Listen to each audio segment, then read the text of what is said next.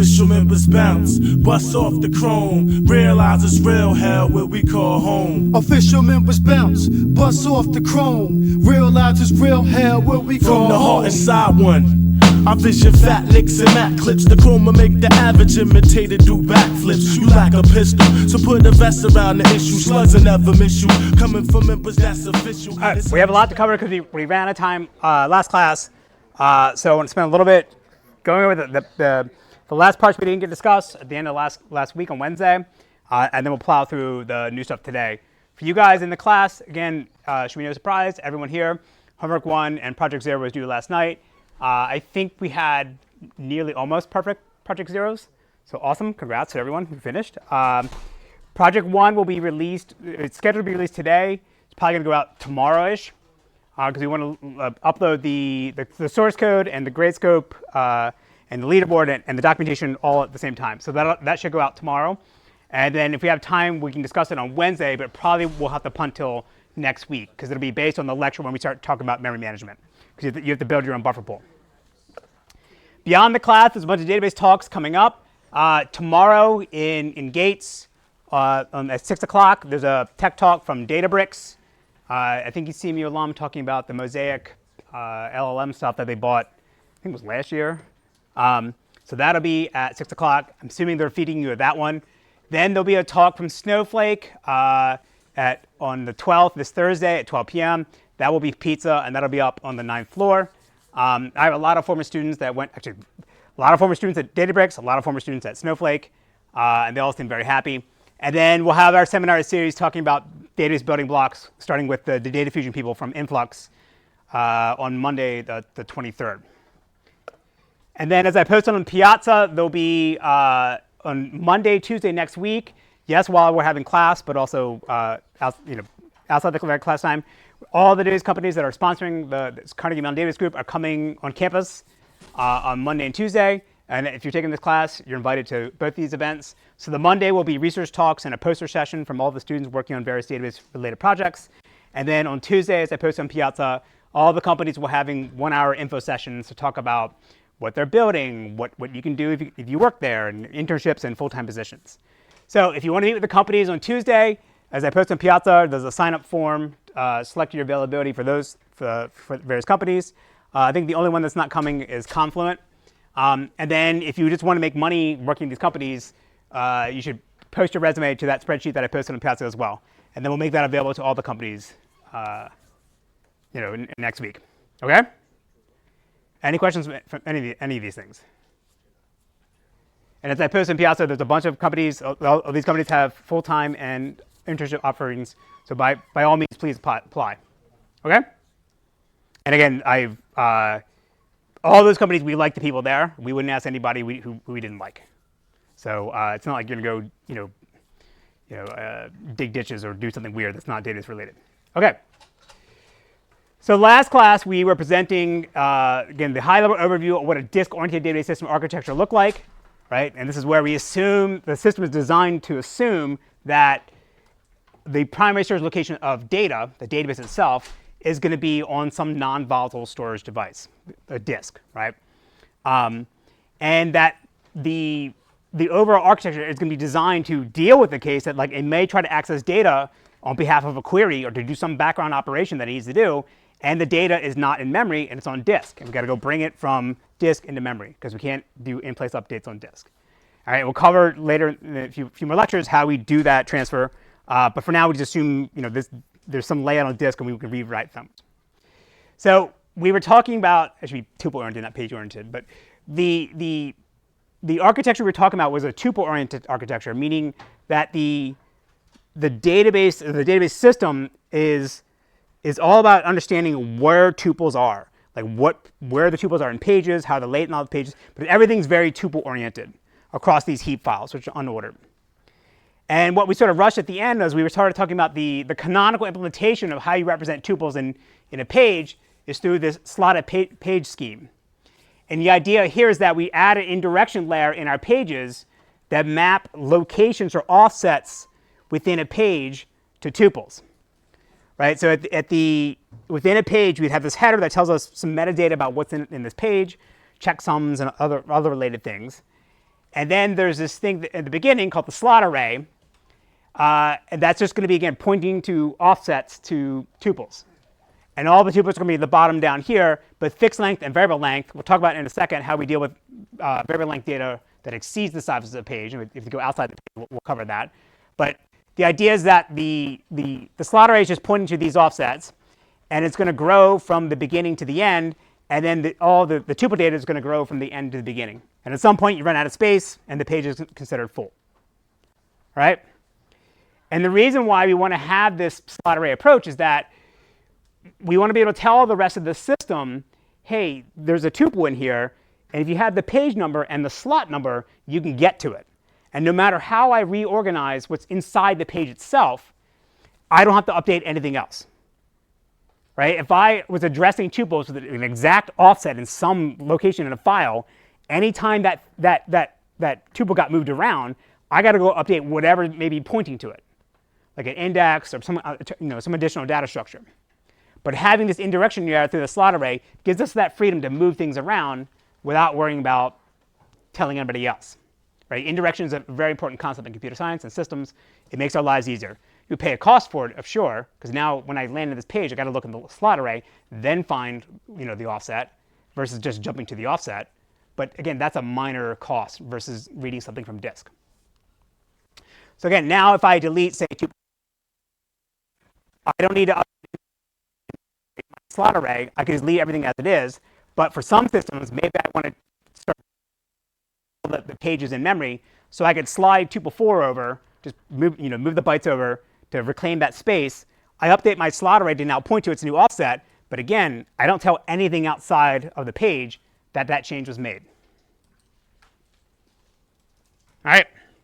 So now I've alluded to this addressing scheme to be able to say, here's how to get to a tuple by its page number and offset, or some additional metadata that isn't like a primary key, which is a logical construct that the application is asking you to do in your database. Right? Some kind of physical address we're using here to identify tuples.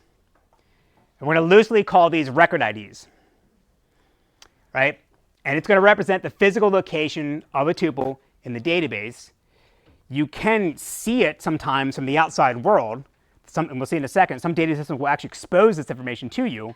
But it's nothing you should actually rely on in your application. Because again, under the relational model, there is no order to data inside our tables. Therefore, things can get moved around, and this physical address, this record ID, may change.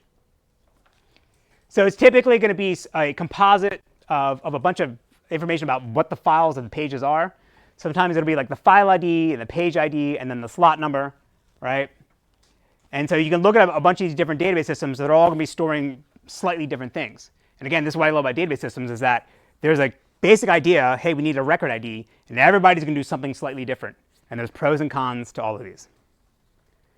So you're typically not going to store this record ID as part of the tuple because it's derived from the tuple's location.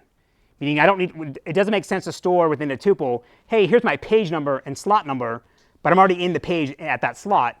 It'd be a waste of space to store this. Sometimes you do. So for example, in SQLite, they'll store the row ID with it because that's like the synthetic primary key they're using. And they have basically a B+ tree that says, for given row ID, here's where the data is. Right? And again, most systems should never rely on this because the IDs aren't supposed to mean anything to the outside world. It's for internal bookkeeping of the database system. So let's pop open some databases and see what it looks like real quickly. So first we'll do in Postgres. So we have a really simple table here. Select star from R. Right? Simple table R has 3 tuples in it. So Postgres is going to have this thing called the CTID.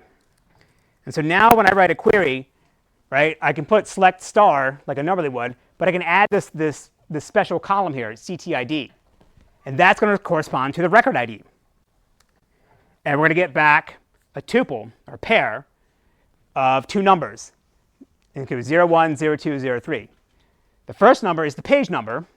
The second number is the slot number within the slotted page architecture. All right? So now I insert, say, or say, maybe let's delete a tuple. So if I delete the first tuple 101, or the second tuple 101, now I do that scan again, right? And now you can see the 101 is now missing, but now you can see that it didn't reorganize my page, right? It's still 01 for the first tuple, 03 for the second tuple, right? And there's a gap in the middle. Because the way Postgres is implemented, they decided, let's just leave the page, that empty slot there.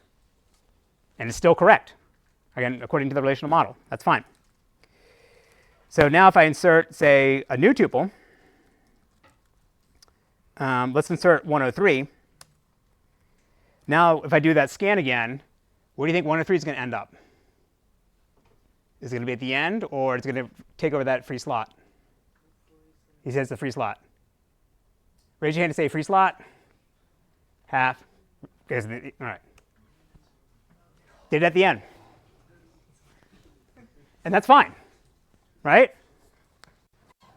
That's OK.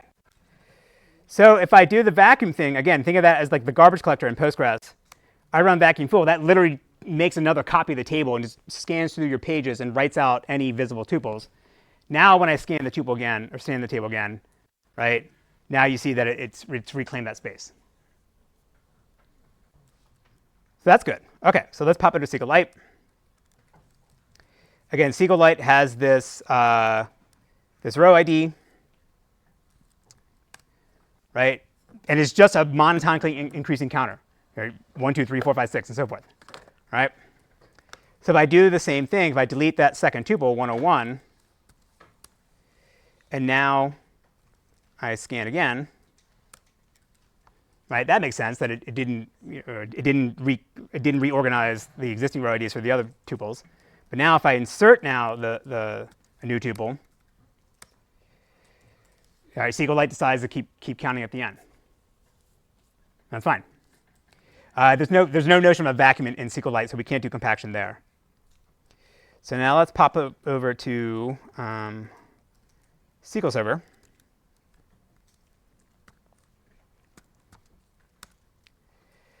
So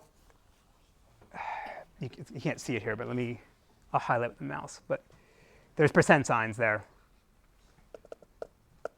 right?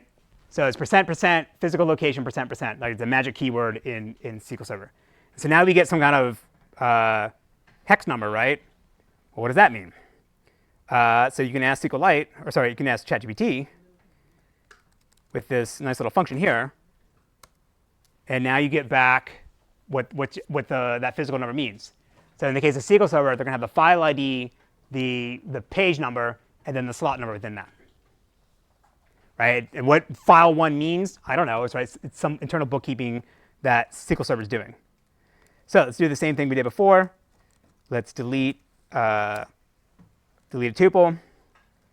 Now we run that query again. Right? And this time, it actually did the compaction. Right? So I deleted the 101, which was at slot 1. Now when I select again, now slot 1 is being occupied by the third tuple. Because SQL Server decided when I have things in memory, if I delete something, I have free space, it's going to do compaction on that page. Right? And there's pros and cons to doing either one. So now if I insert, oops, sorry. I insert a new tuple, run select on it, and put it at the end. All right, last one to show is Oracle. So Oracle, or like SQLite, Oracle has this row ID thing. But instead of being this monotonically increasing value the way it was in SQLite, again, it's some byte array. So what we can do is, again, thanks to, I think this one was Stack Exchange, there's some query here. You run this. Right? And then it breaks up that byte array now into an object ID, a file number, block number, page number, and then a row slot. And it tells you where it is. So let's try to do the same thing. Let's delete 101. And I run that query again. And it didn't compact like in Postgres. And if I now insert 103, right, it just put it at the end. Again, so this record ID or row ID, whatever you want to call it, this is the physical address of a tuple. And most of the internal data structures are going to be referencing, if they want to, if they want to point at a single tuple, is going to be using that record ID. And the system is going to know how to convert whatever that byte array that represents the record ID into a file number, a page number, and then an offset. And that offset is in that slot array.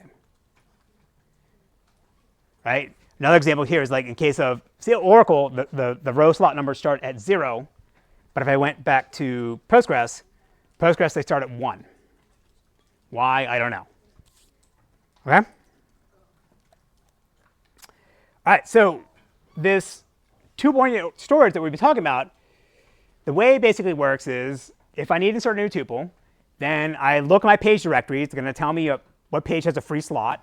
Remember, I'm maintaining that internal data structure that keeps track of for every page how much space is being occupied. And then I retrieve that page. If it's not in memory from disk, then I look in the slot array, find a free slot, then I insert my tuple, assuming that it fits. Right? So that's pretty straightforward, right? If I need to insert one thing, I go find one, I find a page with a free tuple, insert it, and then eventually it'll get written out the disk. We'll worry about that second part later, writing out the disk later. But that's pretty straightforward. But if I need to update an existing tuple, I need a way. The first thing I need to do is get its record ID. So again, we'll talk about indexes in a few weeks, but assume there's some index that keeps track of the logical keys, like somebody's email address or Android ID, and then the value of that key is going to be the record ID, typically, not always, but typically. And then from that record ID, I can then extract out the file number, the page number, whatever it is, go to the page directory and say, OK, for this table, at this file number, at this page, where do I find it? Like, tell me how to get there. And then if that page is not in disk, I bring that not in memory. I bring it from disk into memory. Then now I have the page. I have the slot number that I got from the record ID. I go look up in the slot array. It tells me what offset I should be looking at within the page. And then boom, that's where I get my tuple. All right? If the new data will fit an existing page, we can just overwrite it. We'll see in some cases later on in the semester. And I know I keep punching down the road, but there's a lot of moving parts here.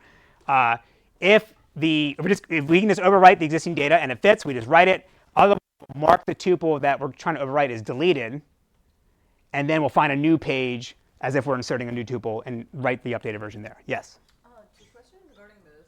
First, do we keep also the size of the free slots to find the best fit or the first fit slot, empty slot for insertion? Second, why do we have to, for the update, if there's already, if the existing tuple space does not fit, why do we insert in a different page instead of inserting to the same page? All right, so the first question is the free space map keeping track of how much space is available so that when we insert a new tuple, we know how big our tuple is, and we want to find a page that would have that? Yes.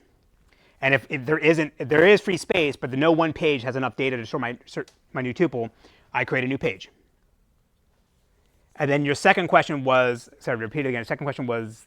Why do we decide to insert the tuple in the different page instead of at the same page? Right. Our question is, if I need to update a tuple, and if I can't fit it into the page where the current tuple currently exists, I have to write it to another page.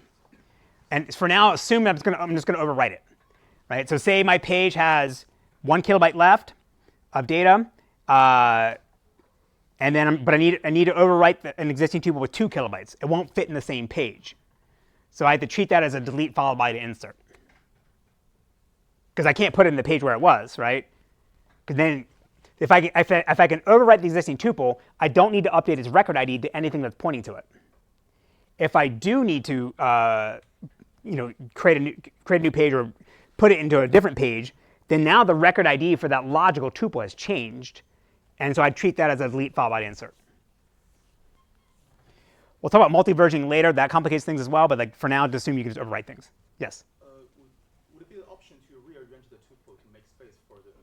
His question is, is it possible for me to rearrange the tuple, like compact the page, compact the page to make free space and insert it? Yes, you could. Is that common practice? The question is that common practice? I mean, it's an obvious optimization. I don't know whether Postgres does it or not. Other systems do it, right? In case we saw, SQL Server tries to reduce that fragmentation by compacting every time you update the page. The idea is like, I brought it in memory, I hold the latch for it, let me update it as much as I can to optimize it, and then I release it. Whereas Postgres is just trying to get in and out of the page as quickly as possible and doesn't worry about compaction.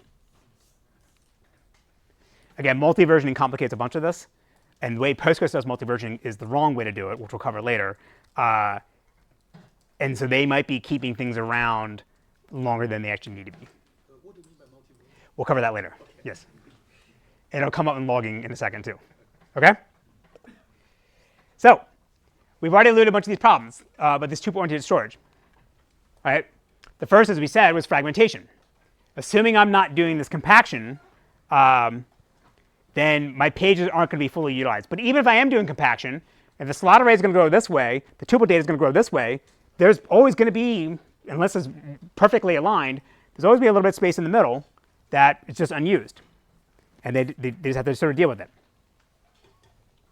Next problem we have is there's useless disk I/O. So if I need to update one tuple, and I can store 1,000 tuples in a single page, I got to go get that one page, because we said the granularity of accessing disks was through database pages. So I have to go bring in case of Postgres, all 8 kilobytes, even though I need to update one tuple. So I'm basically reading a bunch of data that I don't need at all to do my operation, do my query. Again, inserts are easy, because inserts are just appending, append, right? And you don't worry about reading things again, at least during that insert operation. But in the case of update, I got to bring the whole thing in just to update one piece of it. And then now related to this, in the worst case scenario, if I'm updating a bunch of tuples, say I'm updating 10 tuples, and they're not all on the same page, they're on 10 different pages. Now for a single update query, I can update 10 tuples, but I have to write out 10 different pages. I got to read in 10 different pages, again with all the wasted data I'm fetching for things I don't care about. Then as I do my update, now I'm updating 10 different pages, right? So there's a lot of wasted I/O in this architecture. Another wrench in this is that we're assuming that these non-volatile disks, the storage that we're writing our database out to, the pages, can support in-place updates.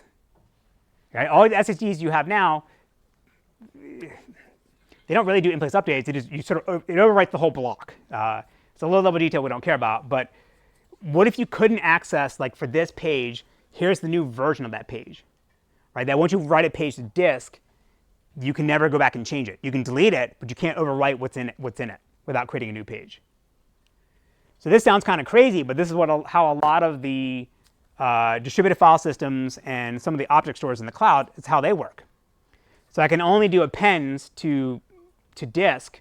I can't do writes or overwriting or modifying existing data. So most famously, this is how HDFS works for Hadoop. Amazon S3 sort of works like this. Google has their big distributed file system, Colossus. Right? These are append-only access methods, meaning you can only add new things. You can't overwrite existing things. Otherwise, you just have to delete them. So this is going to lead us into an alternative way to represent tuples in a database. It's called LogStructured storage, or LogStructured merge trees. Right? And this is going to try to overcome some of the deficiencies we saw in the last slide that you would have in a tuple-oriented architecture where you're trying to update slotted pages. And it's going to the high-level way it's going to do it is that we're going to assume that we can only append to blocks and append to pages, and that'll make our writes go faster. But the trade-off will be we'll make our reads go slower. We'll then look at an alternative approach, which I've already sort of been alluding to as well with MySQL and SQLite, where instead of having you still have slotted pages, but instead of having a heap, you're just going to have an index, like a B+ tree or whatever data structure you want. And that'll be index organized storage. And then we'll finish up talking about what tuples actually, the bits or the bytes of a tuples actually look like. OK? So again, we're behind because we ran out of time last class, but I'll try to go quickly as possible, but still stop me if things are confusing. All right, so log structured storage, the idea is that instead of having slotted pages where we do in-place updates, instead the database system is just going to maintain a log, think of like a ledger or a listing of changes that have been made to tuples. And each log entry is going to represent either a put operation, like installing some record, or a delete. That's like the lowest level. That's the only sort of basic operations you can do on those log structure storage. And this is an old idea that dates back to 1996. There was a seminal paper from, I think, out of UMass Boston for log structure merge trees. And this actually was derived from, or based on earlier work done in the early 90s as well, on log structured file systems. The idea that you're just storing log records about what changes have been made, and then when you want to read them, you sort of replay the log. So in a log structured storage system, a database system, there's going to be two data structures. There's going to be an in-memory data structure called the mem table that we're going to use to actually do in-place updates for the database, for tables. But it's not going to be, the data structure is not going to encompass or conclude all possible keys. It's just whatever the working set is, whatever the latest changes are that you've made. And at some point when the mem table gets full, then we're going to convert it to an on-disk data structure called the SS table that's basically going to convert that in-memory data structure into log records. And then that's going to get written out the disk. And then we'll see in a second, over time, we'll start accumulating these SS tables. And we need to start compacting them because we have redundant information. And then that'll sort of speed things up and reduce the amount of space storage space we're consuming to keep track of these records. So let's look at a high example. So again, we're going to have the dichotomy between memory and disk. And then we'll have this mem table that's sitting in memory. This is what I'm showing you is a generic data structure. Right? In RoxDB, they're using a skip list. Other systems use linked lists. You could just use a B plus tree or try.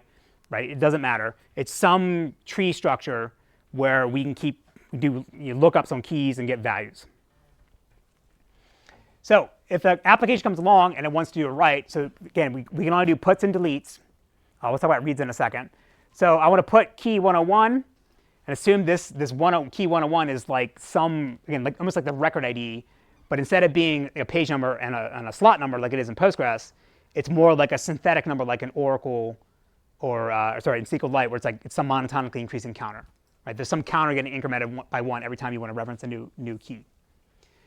So I want to do a put on key 101 into A1, and then assume my mem table has some, the data structure has some existing guideposts, but down here in the leaves, this is where I actually want to store data. So I'm going to append a new record that says, or add a new entry into my data structure that says, here's for key 101, here's the new, here's the data for it. Now I want to do a put on key 102 for add a new value or install the value B1 for it. So in this case here, I put a new leaf entry in my mem table. So now, if I do another put on key 101, I would always check the mem table to see whether that key exists. In this case here, we just inserted key 101. So all we would do now is just update its entry for it. So because it's in memory, it's fast, it's cheap to do in-place updates. So we're allowed to do in-place updates for what exists in memory here. So that's fine. Then now I do a put on 103, add a new entry here. And now at this point, say my mem table is full. Right? This is a trivial example because it has to fit on PowerPoint. But say I can only store 3 entries. So now I need to spill my mem table out to disk, allocate new memory for a new mem table that can absorb new updates. And then in the background, I'm going to write this mem table out to disk. So I'm going to do a simple conversion where I just walk along the leaf nodes, find all the latest entries for the keys that I have, sort them based on the key, which I would get from the leaf nodes anyway. Right? The leaf nodes are sorted. And then now I have an SS table that's going to record, here's the log entry, a log record for every single thing that was updated in my mem table. And then I can blow the mem table memory away and then let it be reused for the next batch of writes that are showing up. So again, the order in which we're going to insert them in our mem table, in our SS table within that single SS table itself is going to be from key low to high. And then we're going to write it out to disk. And what I'm going to show here is what RoxDB does and LevelDB does. The most common approach is you sort of have these notion of levels, and think of like a level within a B plus tree or a B tree. Right? The idea is that we're going to slowly move data down and create larger SS tables as we go from one level to the next. So at the very beginning, we just insert our new SS table on disk at level 0. And let's say now, again, we keep running. There's new mem tables get created. They get converted to SS tables, and I keep appending new SS tables to level 0. And we're still going to order these from newest to oldest, going from left to right in my example here. So now, at some point, level 0 is going to get full. Right? We have too many SS tables, and we need to start compacting them, and we're going to push it down to level 1. Right? The idea here is that we're going to find a bunch of SS tables that either all of them within our level or things that are adjacent to each other within time, and we're going to do basically a sort merge, find the latest entry for different keys that we have across the SS tables, again, since we know the order of time that they've occurred, and we're going to combine them into a new compacted SS table that's going to be larger than the one in the level above us. Right? And we just keep doing this. As we create new SS tables, they'll get compacted and create new SS tables going down to the previous level. Same thing now, level 1. Level 1 is running out of space because we have too many SS tables, so we want to start combining and compacting them, pushing them down. Yes? How do you combine two SS tables? This question is, how do you do the compaction of two SS tables? Next slide. But it's basically like I know the order and time, so I want to make sure that I always have the latest version, if you will, of a key operation. So if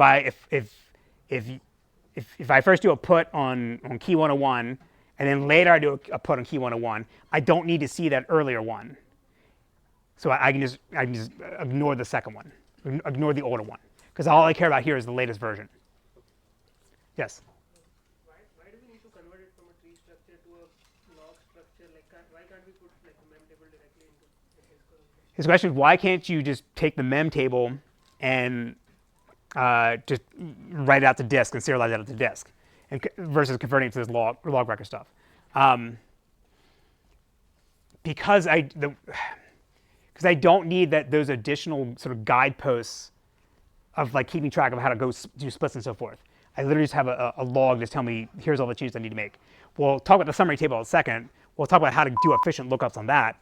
But also, they're also sorted based on the key.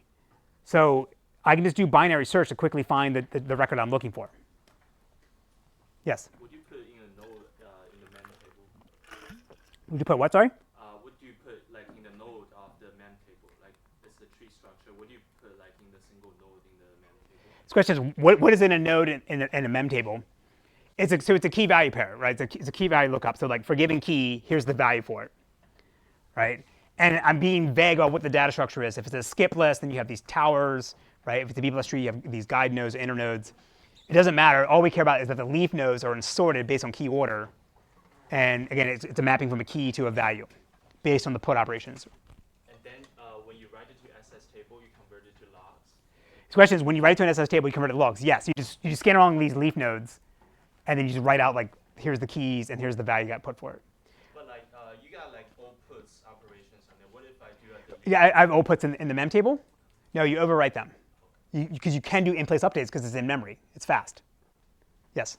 Are we ordering the mem table as tree structure instead of log structure just because we want to do fast lookup? The question is, are we ordering the mem table as a tree structure instead of a log structure because we can do fast lookups? Yes. Right, the mem table is going to be maybe a couple hundred megs in size. Right? It's not going to be, once the levels can be like gigabytes and terabytes and petabytes. Yes? Won't the linear scan be expensive? Say it again? Won't the linear scan be expensive? Won't scans be expensive? The linear scan. The linear question is, will linear scans be expensive? Yes, we'll get to that in a second. But yes. Actually, that's next. So he points out, and he's correct. So our writes are really fast now because I essentially can do blind inserts, meaning like if I have to insert a new record, I don't have to go find a page to go put it in, maybe bring that into memory. I just insert it into my mem table. And then some later point, someone else is gonna figure that out for me. I'm also not showing here, there's also a separate write-ahead log that we keep for the mem table. So if we crash, we come back, we need to recover the mem table from the log. And then once it's on SS table written to disk, we can throw that log away. Again, we're ignoring that. We'll cover recovery with logs later in the semester. But so his point, the big trade-off we're making here is that our writes are really fast. But now the reads can be expensive depending on where the data is that we actually want to read. Right? So assume now I have some mem table again that's been populated in memory, and now someone wants to do a lookup on key 101. I first check the mem table. If it's there, great. Then I have the latest, the version I care about, and I get I can answer the query. But if it's not there, then I got to start scanning down here to go figure out where the latest version is. And so the brute force thing would be start at level 0, do binary search within each SS table to look for the key I'm looking for. If it's not at level 0, then go down to level 1. So in the worst case scenario, I may end up having to scan everything, which would be stupidly slow. So the way they handle that is through what's called a summary table. And it's basically additional metadata about what's in the SS tables and the levels down below me, so that rather than having to scan every level individually, I can quickly try to jump to the level and the SS table that has the key that I want. So I still got to go read it from disk to find the thing I'm looking for, but it's not as bad as doing a complete sequential scan. Right? So I could have for every single SS table at every level, I would have the min-max value for a key. And so I just know, like, is my key even within the range for a given SS table at a level. If I'm trying to find multiple things, I can also maintain additional filters to say, is this key even within the level, so I don't even bother looking at the min-max per key, or sorry, per SS table, because they're going to have, say, thousands of SS tables per level. If I can quickly ignore an entire level because I know it doesn't have the data that I want, then the filter will give me that. Typically, this implement is bloom filters. We'll cover what a bloom filter is in a few weeks. So an index will tell you, like an index like a B plus tree will tell you for a given key, here's the exact location of where that key can be found. A filter is just telling you whether it exists or not. It doesn't tell you where it is, that it just does exist. So I can use the filter to tell me for key 101, it's nowhere, it won't be in any SS table at level 0, so skip that entirely. Then go to level 1 and try to find, do the same lookup again. And maybe that's in there, and then I can do my lookup. And then now, even though these SS tables can be gigabytes in size, they're going to support the ability to read the header and get some potentially index or additional metadata to say, here's the offset you should jump into within my 1 gigabyte file, or where your key will be located. Yes? Why do we need to store min-max key per SST table? Shouldn't key filter be enough to index into the... His question is, why do you need to store a min-max key for SS table? If you want to do range scans, where I want to look up give me all the keys between 101 and 200. I don't know exactly what values could possibly be there, so I don't want to probe them individually in my filter. Right? The min-max will tell me whether the range overlaps or not. So you need both. All right. So okay, this is repeat what we already said. So it's basically a key value storage approach where we're just appending log records that represent changes to tuples, either puts or deletes. And deletes, basically you just put basically a tombstone marker in the mem table and says, this tuple has been deleted. So if it doesn't exist in the mem table, you insert an entry and put the tombstone marker on it and say this is deleted. If it is there, then you just set the tombstone marker to true. And then when now you do you write an SS table, you add a delete entry as if just like a put entry, right? So the idea here is that if we keep inserting tuples and make changes to the database, we don't actually have to go look at previous records. Now I'm being hand wavy here what the value actually is. The value typically is the entire tuple. So if I'm doing blind writes, like I don't care what your email address is now, here's your new email address, then I just put a put there with that new email address and I'm done, ignoring the other attributes. But if I have to do things like take your age, add 1 to it, then yeah, I got to do a lookup, go get your previous age, then update it and do a put entry for that. But for insert heavy workloads, this thing's fantastic because you're just plowing through, inserting fast as you can. It's basically you try to get the bare metal speed of what the SSD can support. Yes? This LogStructured storage is the key like SQLite's row ID, or is it? His question is, what is the key here in the LogStructured storage? Yeah, it would be like the SQLite row ID. It's going to be some synthetic ID, either coming from the application, or it could be internal to the database system. How does the database management system knows what the key is for a certain tuple? So the question is, how does the database system know what the key is for a given tuple? Assuming that, like, the tuple exists, that's what indexes give you, right? So again, if the primary key is based on your Andrew ID, then to do any lookup, your query has to say update this Andrew ID, and now you can do the lookup on it. If it's on a secondary value, like your phone number, and even though it is unique to you, it's not the primary key for the table. Now you need a secondary index to do a lookup on the phone number, get whatever the record ID is, then you can then do your lookup in the storage. We'll cover indexes in 2 weeks. All right, so now let's get to his question about how we're going to do compaction. So again, the idea here is that in the background, the database system monitors these levels. It knows how much data it's writing out to this as tables. And at some point, there's some threshold gets triggered that says this level is too full. And one starts combining them to SS tables and together into new SS tables. Because again, we can't do in-place updates. Anytime we do a compaction, we're always going to create a new SS table. And then this is going to basically speed up reads for us, because now we're looking through less stuff potentially, because we're removing anything that's potentially redundant at a level. And the way this is basically going to work is that we just do, I'm going to show you how to do this with 2 SS tables, but obviously you can do those multiple SS tables. And they're already sorted in key order, right? That was the guarantee when we wrote out the disk. So we just do a sort merge algorithm where we just have an iterator go through each SS table that we're merging, just do comparison to see whether they're talking about the same key. And then if yes, then you always pick the one that's the newest.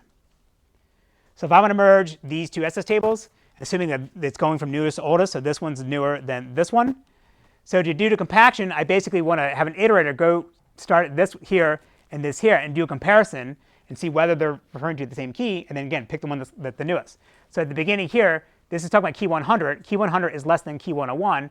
So I know there can't be a reference to key 100 on this side here. So I can just ignore it and skip down, and I'll just write it out. So just doing that process, you identify that within the first SS table, I want all of these entries. But in this other one, the second SS table here, I can ignore the first 3 because it's referring to key 101, 102, and this delete on 103, because I have puts for all these keys on the newest one. So I can ignore them. This has a put to key 104. Key 104 isn't referenced in the first SS table, so I want to retain that in my new SS table. All right? And whether or not you sort of combine them together and go down to the level, or you combine them and keep them at the same level, right? There's different systems do different things, and there's pros and cons for each of them. Yes. So for a lookup, like you mentioned about range scan, right? So Yeah. if I'm at a particular level and I have like let's say 7 SST tables on that level, so do I need to do a range scan on all of them, right? Because some keys might be in the other one and the other one. Yeah. His question is, I don't want to bring up range scans to you yet because that's kind of higher level up above. But his question is, if I have to find keys within a given range, does that mean that within a given level, I have to look at all the SS tables at that level? Yes. But so that sucks. Don't do that. And you'd want a secondary index to handle that for you, to tell you exactly here's the keys you should be looking for and where can you find them. We'll cover that later. Yes. How often should I merge that table? So question: how often you should merge that table? It depends. This is a cop-out answer but you're going to see this multiple times throughout the semester. It depends. What does your data look like? What does your workload look like? What does your hardware look like? There's so many different factors involved. There's no one prescriptive recipe I can say you always do this. And RoxDB has so many different knobs that you can tune to figure this all out. No one can get it right. It's very hard to do. OK. So log-structured storage is way more common now than it was in the, say, certainly in the 90s when it first came out, but even the mid-2000s, right? And part of this is because RoxDB is so widely used now in a lot of different database systems. So the RoxDB wasn't the first. So RoxDB is a fork that Facebook made of LevelDB. LevelDB came out of Google. This came out of from Jeff Dean and the Bigtable project. We'll cover this next week. But the very first thing that Facebook did when they forked RoxDB, the very first thing that Facebook did when they forked LevelDB and made RoxDB, got rid of mmap, right? Because Google was letting the operating system man in pages, and that's a terrible idea. RoxDB rewrote it correctly and have their own buffable manager, which is project 1. But there's a lot of systems now that rely on RoxDB as the key value storage, like in the internals of the system, and then they build a larger, more complex, database system on top of that. Right? This is how the CockroachDB first got started, was using RoxDB, and RoxDB is an embedded storage system, so it just runs inside of your process. But then CockroachDB built a distributed architecture around it. Right? And then the Neon talk we had last week, maybe this didn't come out exactly, but the thing they did was they ripped out the tuple-oriented storage of Postgres, right, the heap files and so forth, and replaced it with a distributed log-structured system. And then now they have a way to, you pen the logs, and then they have this page server that when Postgres requests the page, because the rest of the system is assuming that it's dealing with heap files and pages in that manner, their log-structured storage system basically creates or materializes the pages for Postgres in the way that it wants it from the log records. So the downside of this approach is the big one is going to be write amplification. So meaning if I do a single write to a record, then it's going to end up getting rewritten into storage multiple times over the lifetime of that tuple, right? Because if I insert it and it lands in the M table, it goes in the first SS table, then it gets written on the disk, and then eventually it's going to get compacted and it gets written again to the next level. So for one write to a tuple, I may end up writing it out dozens of times, hundreds of times. And depending on what hardware I'm running on, I'm either going to burn out the SSD, or if I'm running on Amazon, I'm going to pay for that operation, that write operation, right? Again, there's no free lunch. So that's a downside versus the tuple-oriented storage with the slotted pages. If I do an insert to a tuple, it lands in that page, ignoring all the vacuum stuff from Postgres, then it's going to live there for the life of the database, right? And it never has to get rewritten out. Vacuum complicates things, but we'll cover that later. And then compaction is obviously not cheap, right? So the idea is that my inserts are really fast because I don't have to do any reorganization of data to insert new records. But I'm going to pay that cost later on because then the compaction's got to run in the background to sort of clean things up. So again, there's no free lunch in the tuple-oriented architecture. I do my insert, I'm done. Now, depending on how I'm organizing my data structures, I may pay an upfront cost to reorganize that data structure in order to do that insert. But then later on, the reads are cheap. Whereas in log structured storage, it's the opposite.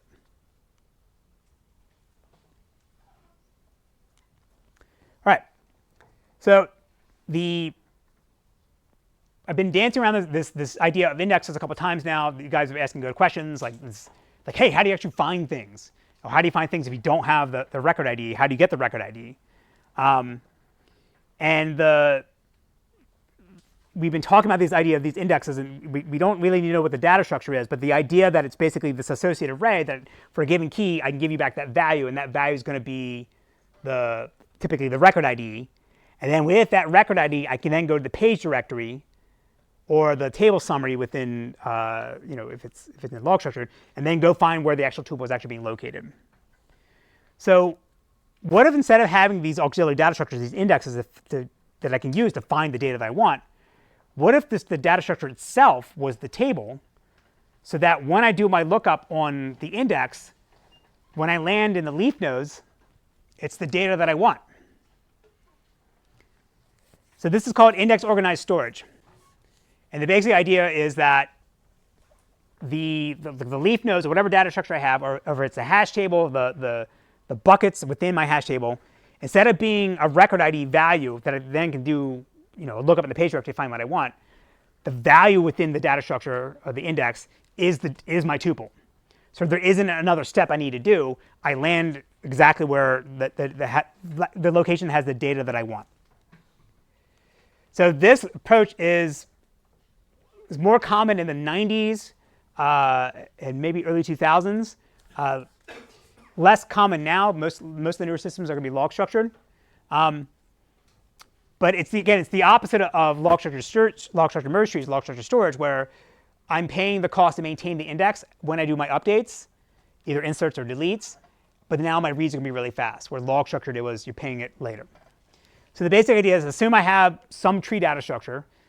Say this is a B+ tree, which we'll cover in a few weeks. Could be a trie, could be skip list, it doesn't matter. And then the leaf nodes can be sorted based on the key. So the inner nodes are just guideposts that just tell us how to go left and right and do splits. The leaf nodes are actually the tuples themselves. So now the pages where I'm storing my leaf nodes are going to be almost exactly like the slotted page we had before. But instead of having the slot array be unordered, my offset array within the page, it's more like a slot array, but just the offset to it, that's going to be sorted based on the key that the index is based on. So now when I want to do a lookup to find a record based on that key, I traverse down through the data structure to my leaf nodes. I get the page. Then I do a binary search on the key themselves within that first array in the header. Then I can jump to the tuple that I want. This is a gross simplification of how it works. We'll cover this in more detail when we talk about B+ trees. Right? But at a high level, this is how SQLite and MySQL work. In the case of SQL Server and Oracle, by default, I think you get, in Oracle by default you get heap files. In SQL Server, I think you get default heap files as well. But you can say create table and tell it to be index organized, and it's going to set it up this way. So the high-end enterprise systems can actually support both heap files and indexes, or index organized storage. And just like before in the slotted pages, the tuples grow from the end to the beginning, and then the offset array grows from the beginning to the end. Again, it's a different way to organize data, and there's pros and cons to all three different approaches. Right? You have the tuple-oriented architecture, log-structured storage, and then index-organized storage.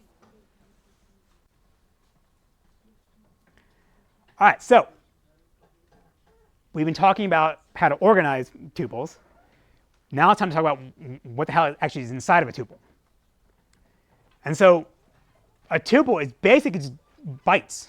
It's a sequence of bytes with typically a header at the front of it that tells you something about what those bytes are.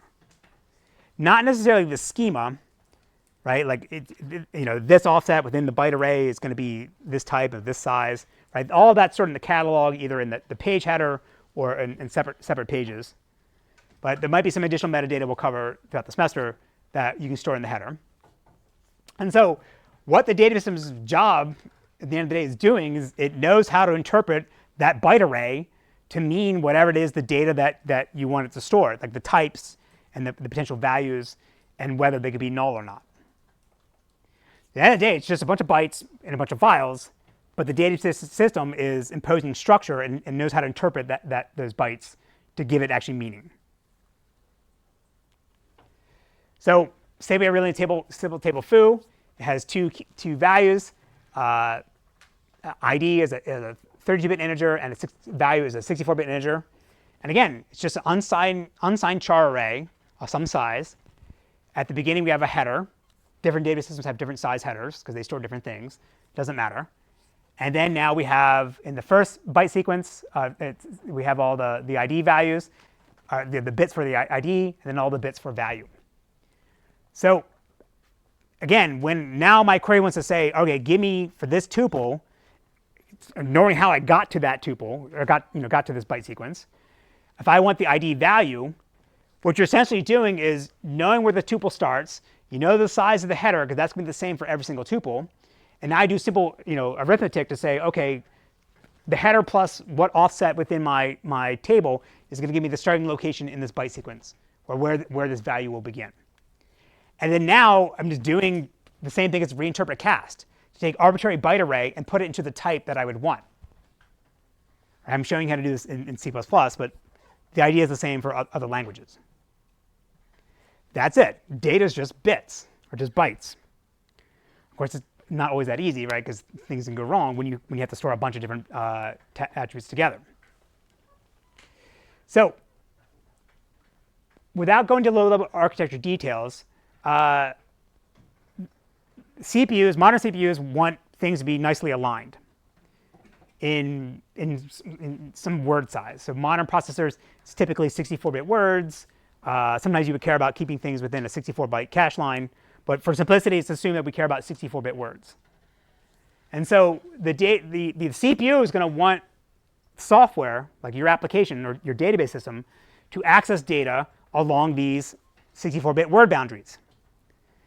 So the problem is going to be now, if someone creates a table and has these mixed types that don't nicely align to those boundaries, we have to do something, because otherwise it's going to be really slow. So let's see an example here. So now my table has more attributes. So the first thing we have is a 32-bit ID field, right? And again, assuming you have 64-bit words, I can pack that in the first 32 bits of the first word. Then I have now the timestamp. Well, that's 64 bits. All right, say it's storing things in milliseconds. But now my creation date for this tuple, now the first 32 bits is in the first 64-bit word, and the last 32 bits are in the second word. All right, and then going down for all the other attributes, they're going to see we're splitting boundaries. So what happens now if my database system says, all right, this is the tuple I want. I jump to the offset where this byte array starts, and I want the creation date. That's at this offset. What happens now when I access this 64-bit value that's spanned across two words? What happens?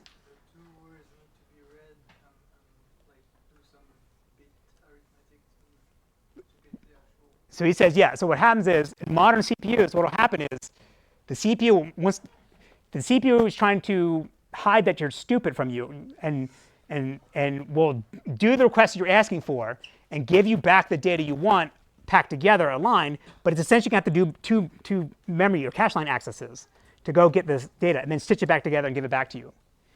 In older CPUs, you would actually get an interrupt and basically tell you, don't do that. That's wrong. It's going to be slow. But x86 and now ARM, they all hide this for you. So to do this lookup now in CDate is going to cost twice as much as it would if it was aligned, meaning your database is going to go slower. And that's bad. So how can we solve this? Yes? Just have some space and make sure everything is worded. Right. So he says just add some extra empty space. Yeah. So the most common approach is just do padding. So here I'm saying, again, I have a 32-bit word, sorry, 30-bit integer, but I have to store it in a 64-bit word. I'll just add 32 bits, a bunch of zeros at the end of it. And then now, again, my data system has to know, OK, I've padded them out, so when I want to access these different attributes, I know how to jump to the right offset within my byte array to get the data that I want. This is the most common approach, because it's easy. We could try to be clever, though. Yes? Next slide. Yes, he said you reorder. Yes. So again, remember we talked about the separation between the logical view and the physical view. So there's logical physical data independence. So logically, the application wants to get back data for this table in this order. Right? If I call select star, I expect to get the ID followed by the date, followed by the color, and by the zip code. But underneath the covers, we could actually reorder the layout of those attributes in our byte sequence so that we can nicely pack them into our byte array. Right? So we could just move the creation date over to start at over here, and move the zip code over there, and move the color over there and zip code back over here. And then now we're nicely packed into our boards. We still have a little extra space at the end because we don't want the next tuple to start in the middle of this word. So we still have some padding at the end. We may not always save space in this case, but again, we avoid having to access things across word boundaries. Right? The padding one is actually the most common. Let me see. We have a little bit of time. I can show you Postgres real quickly.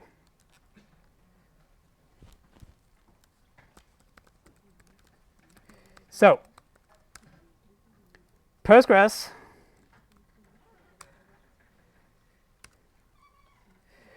has this nice function called row, where you basically say you can give it an array and it creates a single tuple for it. And then they have another function called pg column size, where you can get back the number of bytes that it has to store to represent that data. So here I'm saying I have 3 values, 1, 2, 3, and the size of it is 36 bytes. Because I think it's storing them as what is that? There's some overhead there, but it's representing the bytes with some extra bit metadata for like the header information, but it's basically a compact size of it. But then remember I said you can do casting, so I can add the colon at the end of all the values, and I can cast it to a type, and then here you can say I want to downsize it from 32-bit integers to 16-bit integers, represented as 2 bytes, and now my size is down to 30. So if I could do something like this, so I have a bunch of different data together. So I have some chars, I have some integers mixed up. In one ordering, Postgres is going to say that you can get it; it'll store it as 48 bytes. But if I just take the same columns and reorder them differently, then Postgres doesn't have to pad as much and can get it down to 44 bytes. So this is exposing a way to identify that Postgres is doing some padding based on the size of the data that I actually want to store, and one's going to be more optimal than another. Yes? Is this 44 byte already padded at the end? This question is the 4 bytes already padded at the end for this? Yeah, I mean, we need to pad both between fields and at the end of Let's take a time. We'll have to walk through it. We can take it offline. There's a way to dump out like the byte arrays as well. We can look at that afterwards. Okay. Yep. OK. So we know that it's storing things as byte arrays. Now, what are the actual bits of the individual attributes? So depending on what the type is, you'll see there's a bunch of different ways to approach it. So for basic integers, so 32-bit, 64-bit, 8-bit, 16-bit integers, it's just going to use the same thing that's in C or C++. Right? When I create an unsigned int in C, that's essentially what Postgres is doing under the cover. Every database system is doing under the cover. For decimals, we'll come back in a second, but there's 2 approaches to that. One could be the IEEE 754 standard for floating point numbers, but that's going to have rounding issues. But then every single data system is also going to implement fixed point decimals, and where they're going to maintain some extra metadata about the decimal you're trying to store so that they can avoid all the rounding errors that the hardware will give you. For varchars or any variable length data or large data like text and blobs, typically there's going to be a header for the tuple in line with the rest of the data, for the attribute rest of the data, we'll see in a second, that says here's the size of the data. And depending on how big the data is you're actually trying to store for these fields, it's either just in line with the rest of the data, or you have a pointer to some other page, almost like another record ID, that says here's the data you're actually looking for this attribute. We're not going to talk about correlations and sorting, but we also need to maintain metadata if we're storing strings of how you want to store them. Right? Is it Unicode? Is it some Japanese character set or so forth? Timestamps can be stored in different ways, but one of the most common ones is just storing the number of milliseconds or microseconds since the Unix epoch. There's time zone stuff you have to maintain as well. It is more complicated, but yes. What happens if a string is larger than 2 pages, like larger than 1 page? Its question is, what happens if a string is larger than 1 page?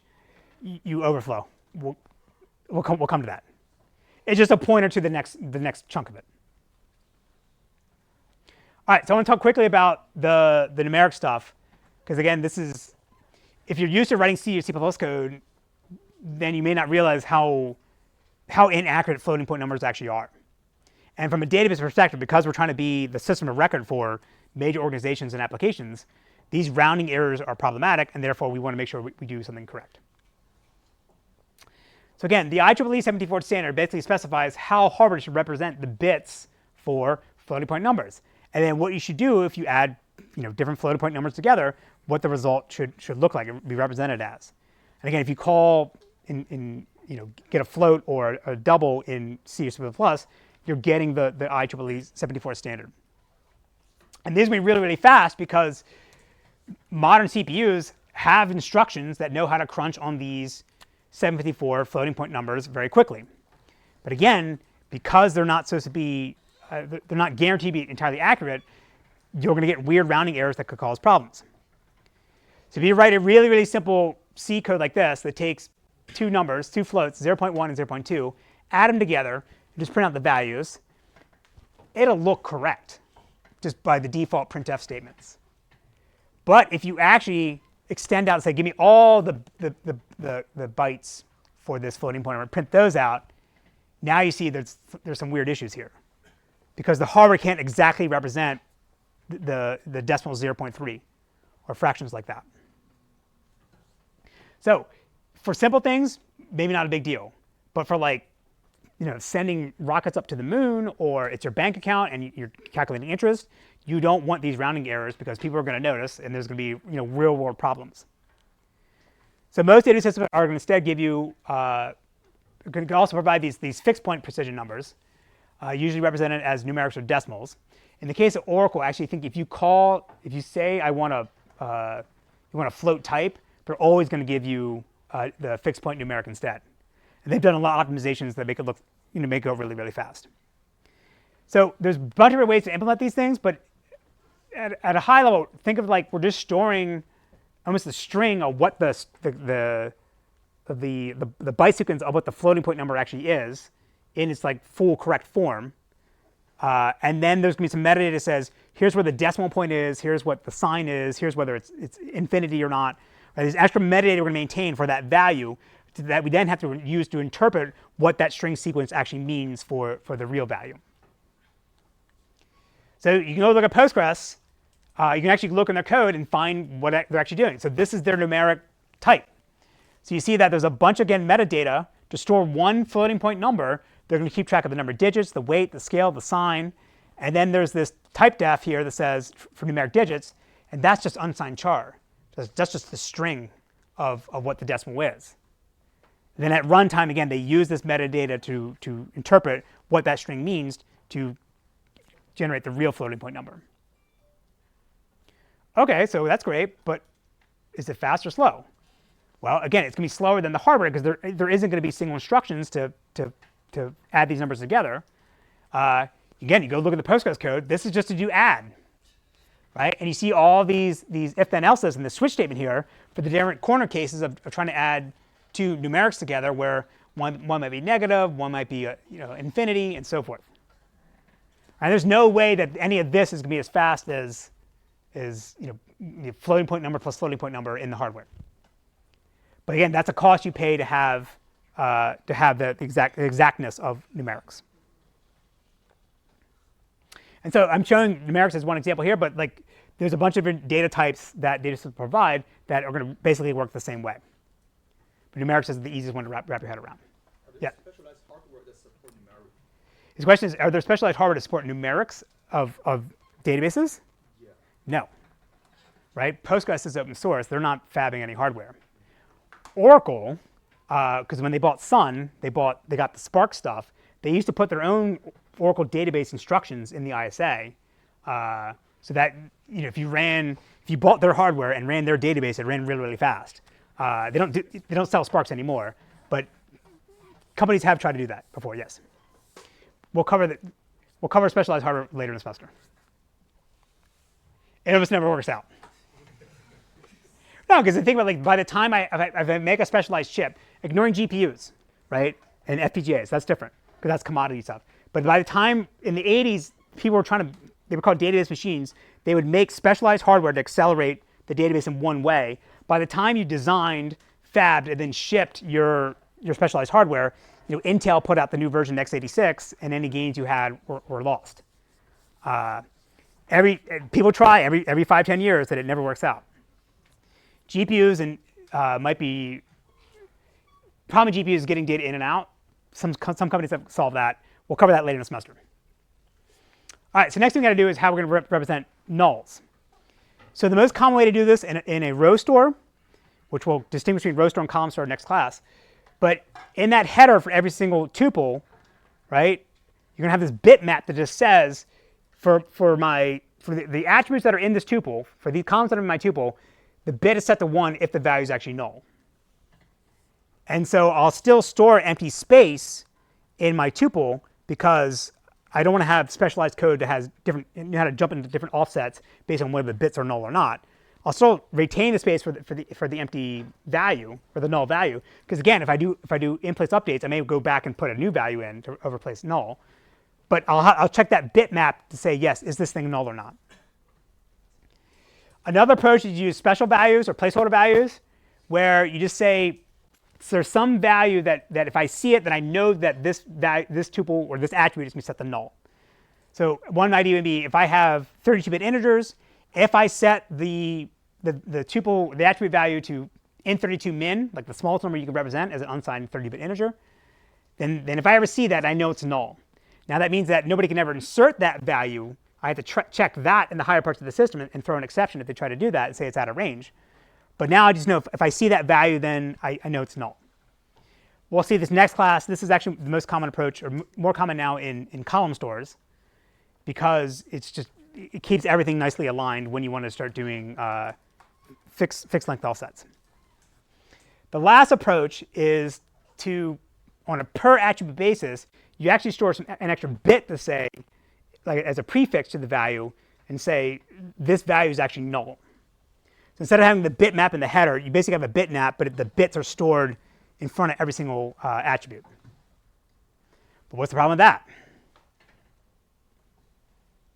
Yes? Doesn't that use a whole other word?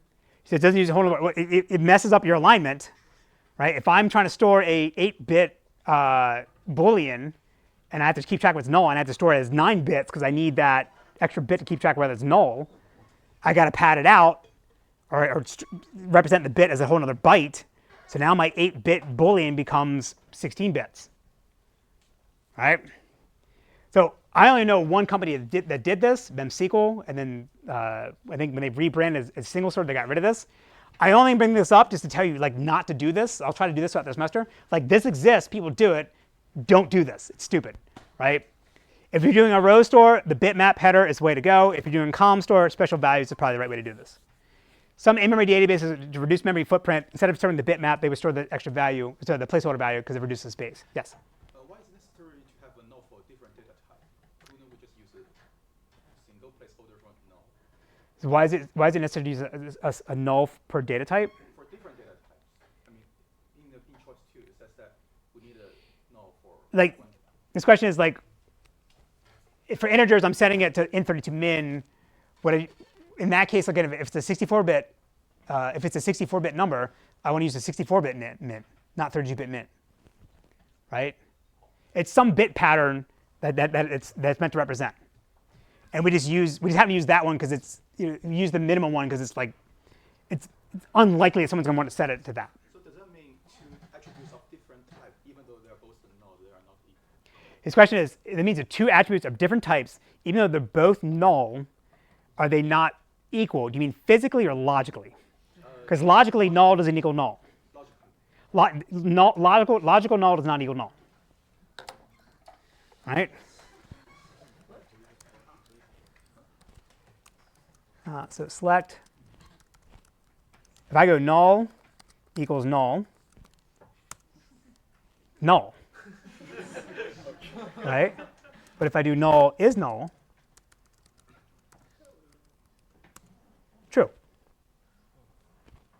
Null does not equal, like, does unknown equal unknown? Unknown. Right? Does null equal 1? Unknown. Right? it's not a null pointer, and we think about it in like C. It's like I don't know what's in this, therefore I can't reason about what's in it. Yep. Now your question is, so that's logically, physically, no, because the bit sequence will be different. All right, so I would say this seems like a low-level detail that like people maybe figured out long ago, but we actually wrote a paper about it just last semester with one of my former students back at Tsinghua and his student. So we have a paper on nulls, which is always exciting. And the spoiler is, again, the second one's going to be better for column storage, which we'll cover next class. All right, so now this has come up a couple of times now. How do I handle large values? So all database systems, as far as I know, most database systems will not let you store a tuple if the size of the data that's inlined in the sort of, say, the primary page of it exceeds the size of a page. So again, so Postgres is 8 kilobyte pages. I can't store, like a billion. I can't make a table with a billion columns because that won't fit in a single page. But now some values may exceed the size of that page, and I need to keep track of that and then allow them to overflow into auxiliary pages, or essentially called overflow pages. So the idea here, say I have a table, I have 3 columns, has 2 integers followed by a text field. Text is basically unbounded varchar, right? It can be any arbitrary size. So if the text field I'm storing is small, then I can just store that inline with my tuples, my regular tuples, in the page. Things are fine, right? But if it's really, really big, then what I want to instead do is have an overflow page where the inline attribute that I'm storing with the rest of the data, like called the base tuple, if you will, that's now going to be this size and this location, which is now a pointer to this overflow page. So now if I'm scanning along and I'm trying to read this tuple, and it says, OK, I need to read this text field of the contents attribute, I would come across this size in the pointer. Then I got to go follow that pointer to go figure out where the actual value is. And then his question is, well, what if this thing exceeds the size of the page? But just add another pointer to overflow and say, here's the rest of it. Yes? So does var binary follows the same pattern? His question is, var binary started the same pattern. Var binary, varchar2 in Oracle, blob. There's a bunch of, they have different names. Yes. Anything that's going to be really big, you do this. So there is a question about like the contents. What if the user stored exactly the same, like the paddings or like the size locations into that var binary, and the database is interpreted as an overflow page rather than your general. So his question is, what if I create a column called size and location and try to store? I mean, they're storing the binary data, which happens to have the same structure of the size and location in it. So his question is, what if someone stores basically whatever the struct that Postgres or whatever system maintains about here's the size and location? What if they happen to store a blob that is that? Well, because this is like a header down. So it's going to store first 4 bits, or sorry, 4 bytes is going to be the size. Then a flag to say, is this thing in line or is it going to an overflow page? So it doesn't care what you're storing. It's not going to interpret your bytes and do anything like, you can't, like, that's a huge security hole. It would definitely not do that. There's another question. So there's a lot of optimizations you can do with this, right? Because this overflow page isn't like a regular data page, right? In some cases, if I run my query where I only need the first 2 columns and I don't need the third one, I don't have to read the overflow page, right? So in the case of Postgres and other systems, you can actually compress this with like zip or Snappy or ZStandard. We'll see next class. Like you can actually compress this on disk and uncompress it when you bring it back in. Because you know it's a bunch of text field and it's going to compress really well. We won't cover this in this class. We cover this in the advanced class. There's another technique called German strings, where if I know it's a varchar, and instead of just storing just the size and location, what if I also store a prefix, maybe the first 8 bytes of whatever is in this varchar piece? So now if I'm trying to do matching, like find me all the email addresses that start with PAV, I can just go look at that prefix in my header back in the inline data, because I have to fetch the whole tuple anyway. check that prefix. If it doesn't match, then I know I don't need to check the overflow page, right? Not very many systems do that. It's more common in the newer systems. It was invented by the Germans. I didn't know what to call it, so I called it German strings, and then that's what they use now. I can send the blog article later. But there's a bunch of things you can do if you know things are meant for overflow rather than regular data pages. All right, we're well over time. I was going to finish up quickly. For really, really big files, you actually can store them on the local disk, and then now the data system just has a pointer to that, like a URI that says here's where this is. Now, because the data system is not managing those pages, it's managed by the OS's file system, all the guarantees that we provide for data, for data that we're storing in the data system, those are out the door. And there's a bunch of different types that do that for you. OK. Catalogs we can cover next class. Basically, it's the metadata we keep track about our data, right? All right, so finish up. So we talked about the log-structured storage and index organized storage. These are alternatives to storing data. And there's pros and cons to each of them. For write-heavy workloads, the log-structured storage is going to be great because I'm maximizing the amount of sequential I/O because it's just writing up the giant SS table all at once, or compacting and writing it all at once. Whereas like the index organized storage or the heap storage, it could be a bunch of random writes. And the storage manager, although we said there's the abstraction layers that we're trying to hide from the rest of the system through APIs, is not entirely going to be true because when we start about transactions and recovery, we need to expose some metadata about what we're doing up above to what comes down below, and vice versa. All right, so next class is going to be about different storage models. And so this is going to break how you've been thinking about databases probably all your life, where you have a bunch of rows and all the data is contiguous for a given attribute, ignoring the overflow stuff. So now we're basically going to take that row storage model you have in your mind and flip it and store everything as columns instead. And see what the pros and cons of that approach is. OK? All right, see you on Wednesday. I need something refreshing when I get finished manifesting. Too cold, a whole bowl like Smith & Wesson. One chord and my thoughts hip-hop related. Write a rhyme and my pen's intoxicated. Lyrics are quicker with a sip of more liquor. Since I'm a city slicker, brain waves are thicker. Rhymes I create, rotate at a rate too quick to duplicate. Feel a breeze as I skate. Mics at Fahrenheit when I hold it real tight. Then I'm in flight, then we ignite. Blood starts to boil, I heat up the party for you. Let my girl rub me and my mic down with oil. Record still turns with third-degree burn for one man. I heat up your brain, give it a suntan. So just cool, let the temperature rise. Then cool it off with same odds.